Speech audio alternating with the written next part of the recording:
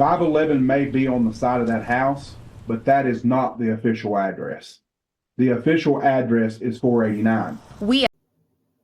Okay, guys, you heard it straight from the mayor's mouth right there. 511 Van Zant Road is not 511 Van Zant Road. So I chose that clip along with a few other ones to make a point. If you'll stick with me, it's a very important point and should be addressed immediately by whomever is in charge of that. Okay, let's continue. We asked Laurel County PVA Don McFadden about the confusion. He explains his website contains data from his office as well as other agencies, including London Laurel County 911 addressing. The parcel lines are mine. That number attached to that little point there for the structure address really has nothing to do with me. That comes from 911 Dispatch Center. Okay, guys, so this fine young reporter from WKYT is doing a great job. She's trying to track down any source that can clarify what is the discrepancy with this address.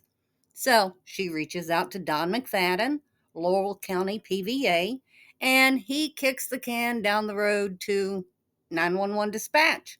But after doing so, you'll hear in an upcoming clip a very important thing that he does say to the reporter.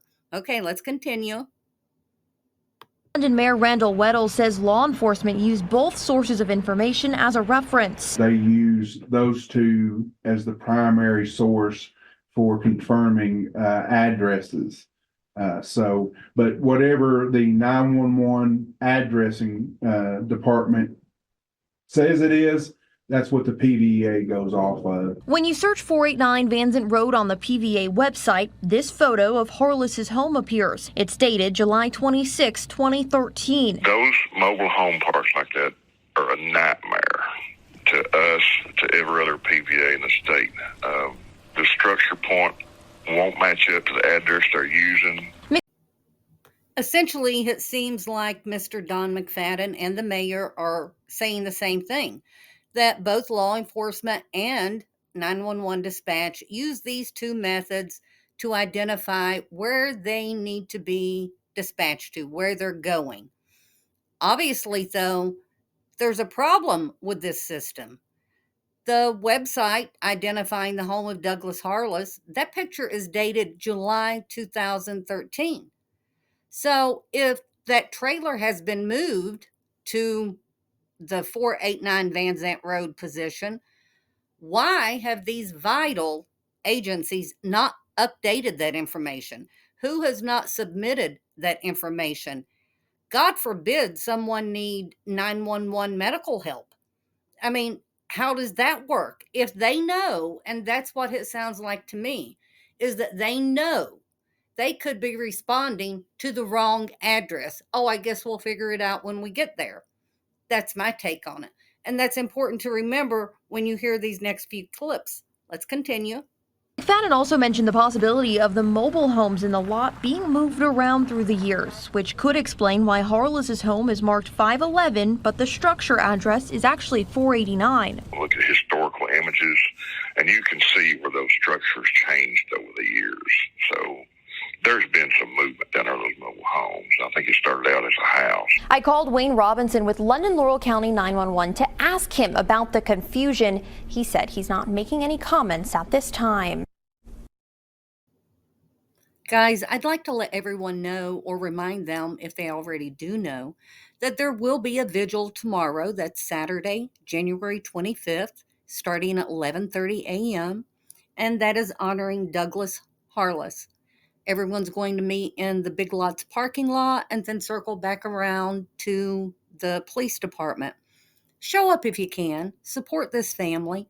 They deserve answers. Your participation helps keep this story in the headlines.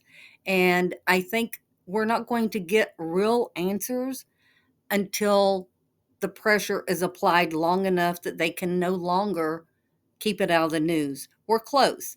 So please show up if you can. Now on the screen, I also have some things I'd like to know your thoughts on. Who was responsible for updating this vital information to these agencies that dispatch critical aid. Have notices been sent out to residents that, hey, update your information? Or should residents reach out after this incident and say, hey, I need to confirm that my address is correct? Should I need medical care from 911? That seems so unlikely that this information has not been updated since 2013, in my opinion. But with all of that in mind, I still go back to this was known by everyone. It's known by dispatch, it's known by the mayor. These addresses may not represent the actual physical structure that they're going to. So, with that being the case, why would they breach a door just before midnight, weapons drawn, over a stolen weed eater? I just cannot make sense of that. I mean, should they have not knocked and peacefully tried to discuss this, considering they could possibly be at the wrong address? I don't know, guys. Give me your thoughts, and I'm going to do an update later on after the vigil, and hopefully you'll join. If you get any videos, send it to me. I'd like to see it, and we'll talk in the next one. Thanks.